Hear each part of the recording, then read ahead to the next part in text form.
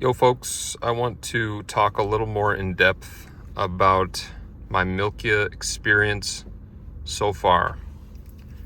So I am normally a more minimalistic person. I tend to lean minimalist. I'm not into the Ed Hardy of fidgets or anything like that, which some might argue this is. But I gotta say, just the etching and everything. I talked about this a little bit in my fidgets from a friend / mail call video, but it's just so interesting, and it's got such an interesting feel to it. Again, it's kind of like similar to the Allure V3 that I am also doing a video on, where it's got that kind of sandblasted finish and then the raised smooth finish. So it's really interesting because you can just see that kind of rough texture inside and then the smoother texture on top. The pattern's interesting. I really loved that. I don't know, maybe that's childish of me, but I thought that was kind of an interesting touch because some of them don't say that. Come on, focus up. There are some that have a different word there, but the design of this, and this was something that I saw it pop up. I saw somebody with a copper one, I believe, with this kind of design, and it was just kind of interesting artwork, really. And that was kind of why I wanted it. I thought that really brought something to it, where when you see the regular Milkia, it's almost too minimalistic for me, and it just kind of looks unremarkable, and that bothers me. I just for something that's so pricey, like getting this. If this was just plain black and didn't have any sort of pattern inside, it was just magnets and a little brick, I'd be kind of upset, because you're paying money for not only the fidget but kind of a piece of art. So this is really cool. So I also paid extra. I mean, it was only like $20, but this little inlay piece, I believe it's a company, oh boy, I'm gonna mess up the name, but it said Mother of Pearl.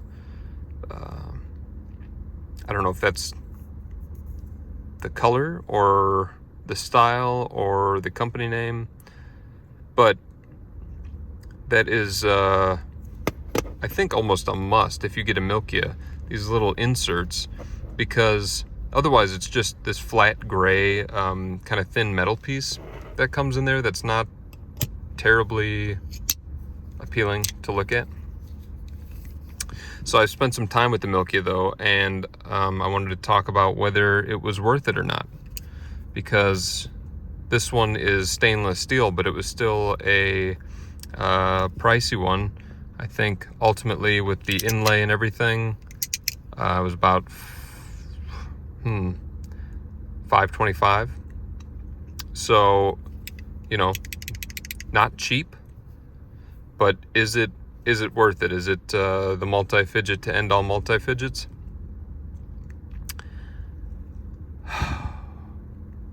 What a tough question. It's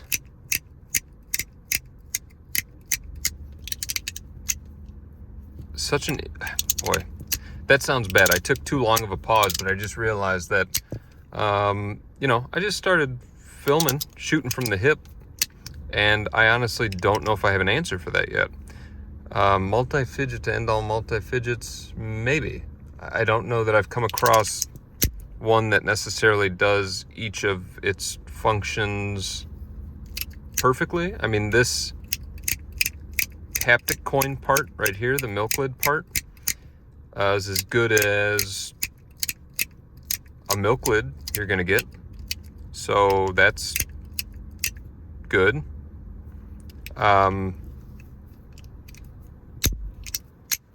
It's got an incredible sound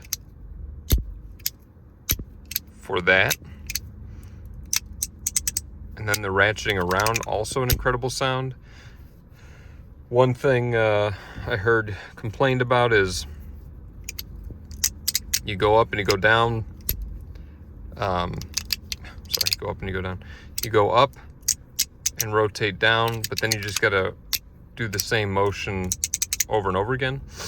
But you're not gonna get the chance to look at that inlay and the beauty of that. But if you flip it over and use this part as like a little thumb hold,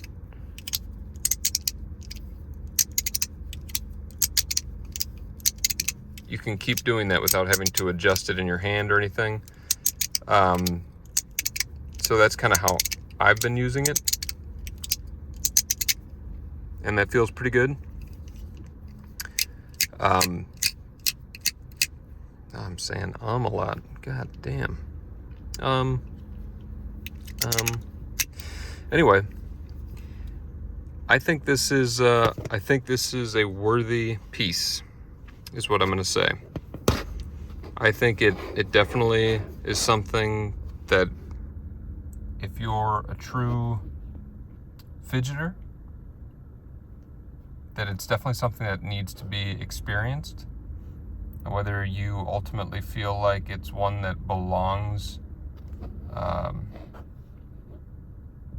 in your collection full time, that's up to you. Mine is, and to be honest, I was really, whenever money like that is spent on a fidget, I'm always a little